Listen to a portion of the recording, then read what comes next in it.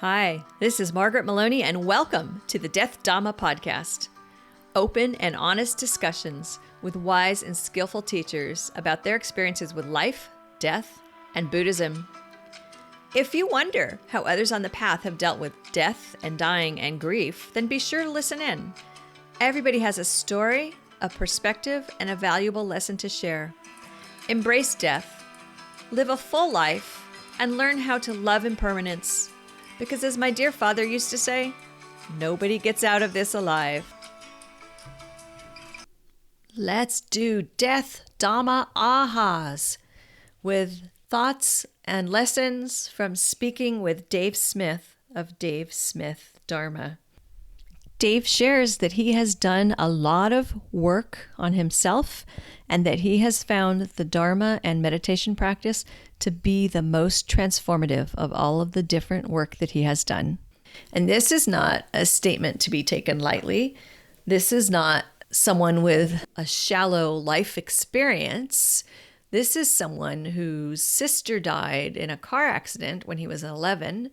And then when he was 18, he was in a car accident with his girlfriend, and she died, as is a theme that we've seen in speaking with other people who have had experienced deaths in their family or in their friend circle at a young age. You know, the family struggled. And, I know one of the things he said was like, my sister died and then I was kept home for a week. And then a week later, I was, back in school doing long division. And does this make sense? Why is everybody pretending that they are okay? It's okay not to be okay. And it's okay for things to be messy. And it comes back to that theme of when we can learn to have some comfort around letting sadness into our lives, then we can help give better direction to our younger family members, right? So because of these two experiences, he remembers feeling like the universe is against me. And in a couple of ways, I remember saying to him, you were before your time.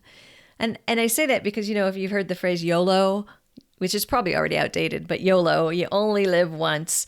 He kind of had that YOLO feeling of feeling invincible and just like he's going to go ahead and do whatever he wanted to do because he had been through these experiences. And, what did life have to offer him other than, sucky experiences of death of people he loved? And so why shouldn't he just do whatever he wanted to do? And because he was young, he also had that feeling of invincibility. The other thing where he was ahead of his time, before we as a country had September 11th, I'm a person speaking in the United States. I think most of you listening know that, but just to clarify, our own September 11th. He had his September 11th. September 11th, 1993 was when he was in this accident with his girlfriend.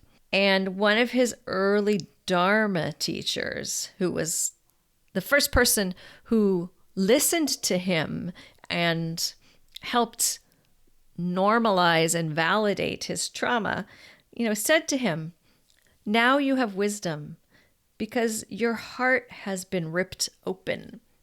And not that none of us, I think, want our hearts to be ripped open, but to live life fully is to know that you're going to experience sadness and your heart is going to be broken open.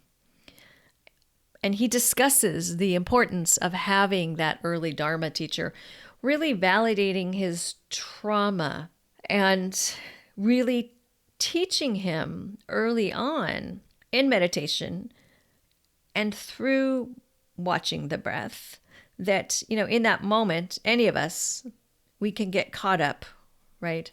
We can get caught up in what has happened to us, what is happening around us, what we are afraid of, what we are running from. And he mentions, the relief in just breathing and the relief in the present moment that he could point his attention in the direction of the present moment. And we can do that too. which led us to some thoughts on, do we take this for granted? So if you're listening and you've been practicing for a while and you sit down and you meditate, are you taking your practice for granted? Our ability to practice is a type of fortune. It's a privilege. We get to do this. We don't have to do this, right? And we have life swirling all around us. You know, as he pointed out, we're not monks or nuns, many of us. Some of you are. And as you know, some of the people that we've spoken to on the Death Dhamma podcast are monks and nuns, but some of us aren't. And Dave Smith is not. He's like he pointed out to me, he's like, I'm sure you have a mortgage and a car payment like the rest of us. Yes, I do. And, I'm sure you have to put away groceries like the rest of us. Yes, I do.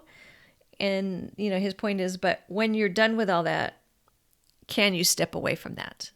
Can you step away from that and get into your practice and be in the current moment? And you know what? Yes, some days I can, and some days not so much, because, spoiler alert, I'm practicing, right? It's a practice. Dave is very open about his journey through addiction. There's something that I've believed for a time. Then there's a saying that I have used in discussions, and I don't remember where I first heard it, but it goes like this. There's no such thing as a happy addict. Now, someone who is in recovery, absolutely. Someone in the throes of addiction, they didn't get there because they had a happy, easy life. And no matter how you want to look at somebody and judge them and say, why is she a drug addict? Or why is she an alcoholic? Or what's his problem? You don't know what path they've walked. You don't know what brought them to that place. People don't come to addiction because they're happy and because their lives were easy. And one of the things that Dave says is, he says, yes, I can go to a meeting and introduce myself and say, hi, my name is Dave, I'm an alcoholic. He said, but what I really realized was I had untreated trauma. And that really resonates with my understanding from friends and family members of that. Again, there's no such thing as a happy addict. Frequently, the path to addiction starts with trauma and untreated trauma. Something Dave said about death that I love. He said, death is not rocket science. It's not rocket science. But when we are confronted with it, we know it. We know there's death, but it's painful. We know that people we love are going to die. We know we are going to die, but it is painful. So it's not the knowing that is the problem. It's the how to deal with it when it happens that leads us to problems. In the West, we very much come from a can we just move on and fix it type of culture. And we want to move on and fix it. And we want to hide away people who are sad, and we don't always want to deal with them, or we want them to be done with their sadness by a certain time limit. And what the truth is that we just need to allow people to suffer. And that might sound awful to you, but remember what we're talking about is suffering in terms of the Four Noble Truths. The truth is that there is suffering. So it's not like allow someone to suffer as you're going to step back and just watch someone be miserable and not offer them assistance. But we all need to know and acknowledge that there is suffering and that we will all go through it. And sadness is part of the suffering. So let's let people have their grief. Let's not try to hide it. Let's not try to fix it. Let's not try to put a time limit on it. Just be there with someone if you can. The truth is that Buddhism isn't consoling you. It's not making you feel better in terms of saying, oh, it'll be okay, you won't suffer. Buddhism is trying to say to you, there will be suffering, and you are suffering because of clinging and attachment. And there is a way out of suffering.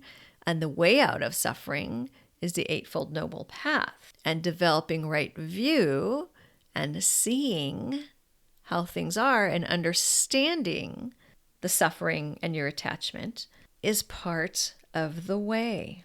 What we really need, the way that Dave explained it to me, and the way I interpreted it was, we need less knowing and more skillful behavior. We need skills to deal with loss and the emotion of sadness. We don't want to have shame. We don't want to feel like we have to self-isolate. We want to have self-compassion and go beyond self-compassion. What that really means is it goes back to not feeling like you have to isolate because you've been sad beyond your allowed sadness date, per cultural norms. And you want to be able to have someone who can just sit with you or acknowledge that you're sad and not try to fix it. You're not a bad Buddhist if you're sad. When you love someone and they die, sadness is absolutely the appropriate response. Being a Buddhist isn't about avoiding sadness. It's not cutting off your feelings. It is learning how to live in spite of the suffering. And yes, we talk about manure. So there's poop talk in this podcast. So if you didn't listen, you might want to go back and listen to the poop talk, because we talk about stinky chicken fertilizer, because it's true when you are growing a garden or you're growing fruits and vegetables, the nastier the manure, the prettier the flowers, or the better the fruit. So, suffering is your fertilizer. The good news, I think it's good news, is there's no finish line. There's no Buddhist finish line. We're practicing. We don't need to be obsessed with when we are going to obtain some kind of perfection. We need to just keep working on it. It's not a race. It is an important part of our lives. The final thought that I want to leave you with is Dave shared that his ability to accept sadness and tragedy is directly related to his ability to accept joy and happiness. And he's referencing equanimity. And what he was saying is, if I can accept sadness and tragedy at only a level of 1, then that's the level at which I can accept joy and happiness. But if I can go all in, if I can accept sadness and tragedy at a level 5 on a scale from 1 to 5, then I'm also going to be able to accept joy and happiness at a level 5. Go all in, my friends. Go all in with impermanence and your practice and your ability to feel sadness and your ability to feel joy. Feeling all the feels. Thanks, everyone. This has been the Death Dhamma Podcast with Margaret Meloni. Thank you for being here. Your reviews and comments are greatly appreciated. And please come find me on margaretmeloni.com. MargaretMeloni. And don't forget to check out Carpooling with Death, How Living with Death Will Make You Stronger, Wiser, and Fearless. Available in all your favorite formats over on Amazon. And most importantly, may you be well. May you be happy. May you be safe, at ease, and free from suffering. Bye for now.